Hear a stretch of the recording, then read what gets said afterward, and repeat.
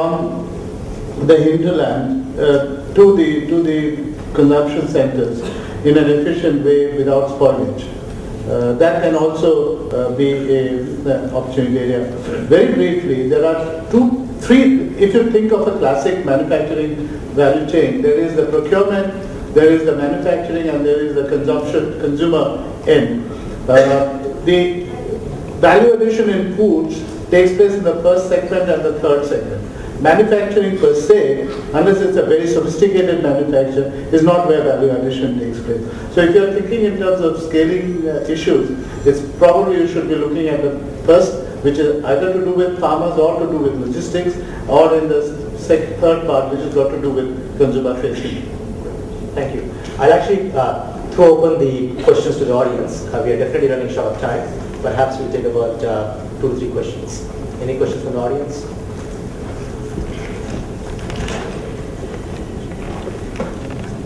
My name is Prasad. I'm from a place called Madampalli in Chittoor district. I grow vegetables, including tomatoes, and I do also seed production. We had a market survey in Madampalli where the tomato growers are using 64% of unwanted pesticides and fungicides, who are into the same crop from the last 2 decades. It's not been, they are not being educated either by the government or by the private sector. Okay, there are some people in the remote areas where they have some herbal extracts and still they are going to grow their crops well. They have protected their soils well with good area impact, as Mr. Reddy was saying. And all this green revolution after 30 years has made us to forget about our traditional agriculture, which was proven for the centuries. And successfully we have eradicated all the techniques from the rural areas where we are talking about all technology and all that. And I have seen with my own eyes one Dutch roses exporting company which started in '96 at Hosur in about 50 acres, Asia's biggest it is. It started with high technology, drip irrigation, fertigation, water, everything. Now the soils are dead and the owner says our soils are not yielding anything. They have shifted 50 kilometers away, and this land from 1.5 lakhs, they have sold it to 30 lakhs per acre. They made a lot of money. And same technology is being promoted now throughout India with a lot of new pesticides, new technology, and make a lot of companies are making money and going up, leaving the traditional agriculture which has been sabotaged very badly with the green revolution. Even Mr. Swaminathan is considering the same thing now, that we have to go back to traditional agriculture. So there is scope that the audience will focus on this. I guess this is about We had an interesting practical experience in this regard. We found that a particular chemical, a pesticide that is used in grapes, we found that the application rate suggested for India was 5 times the application rate of that same chemical, same formulation, same strength that was suggested for Australia. The only reason we found this out was because we had an Australian consulting viticulturist come over and take a look at our vineyards. We were shocked. And when we called the company, which happens to be a pretty big multinational company, they said, we tried to get one of their scientists on to say, why are you suggesting a 5 times application rate here than what is suggested in Australia? Quite frankly, no one was willing to answer. The only answer we got was, sir, in India the conditions are different. This was the scientific explanation we got from one of the large pesticide companies. So I think it is extremely important that everyone needs to be aware that what the dosage levels that some of these companies recommend cannot be taken at face value, and everyone needs to question all the time, ask for the scientific backing, and do their own research in this matter. Unfortunately, government is also failing us in this respect, because there are supposedly government centers. There's the NRC, for example, in our case, the National Research Center for Grapes in Pune, which should be the first agency that looks at recommended fungicide, pesticide, fertilizer application doses and comes out with recommendations. We don't get that kind of advice. And what we're finding is that those centers themselves are funded. They receive funding for certain programs, for certain chairs from some of these companies. It doesn't always happen officially. Sometimes it happens unofficially. But it is a very potent force for us all to be watchful against and to fight against. Thank you. It's lobbies in action here. Next question.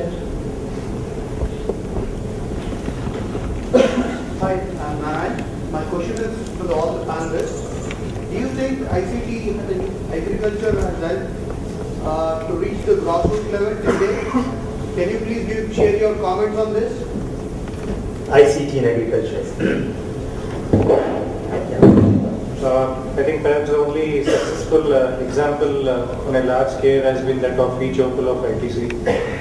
They've done a really good job of ensuring that the market information reaches the farmers, and most of the commonly available technical information is available to the farmers. I'd say that's a very good example. Similarly, I know that TiE in Chennai has done a lot of work, and they set up a lot of kiosks where farmers can access data related to that local area, agri situation, and also get information like about the payment status, etc. I think these are two immediate examples which I can think of, which have been done very successfully, though they have been not more initiatives. I can actually give you one specific example that I'm involved with. This is a company that works in the rural areas. They actually target a channel called the Primary Agricultural Cooperative Societies.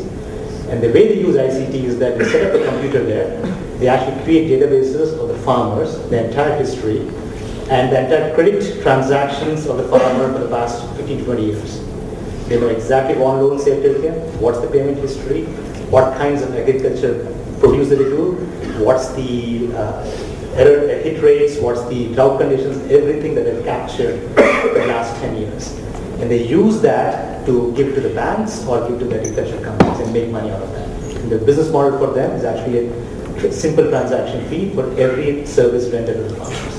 So in this particular example, the ICT becomes a very key enabler, not only for the company, but also for the farmers and also for the business providers. Very similar to ITC e-Chopal, but they have done it, I guess, at the grassroots level in a much higher scale. Next question. And just to also say something here that Mr. Reddy will be happy to know, all our farmers receive mobile alerts every single morning talking about the weather conditions and then the possibilities of certain diseases. And we found that very helpful. So especially in the case of fungus like downy mildew and powdery mildew, each one of our 200 farmers gets a mobile alert every day, especially during the dangerous period. But timeliness is very important for you at the time. So there are weather stations that have been set up by public, by government institutes as well as private companies in partnership all over the district, and I'm sure all over the state. I don't know about the rest of the state, but which are very useful. I just wanted to add that I think that this brings up an important point that you've said, and that is that what we really need to do is think about combinations of technologies. It is not just, we can use radios and mobile phones and computers as well. And I think that all of these can be used to create better enabled farmers. Last question.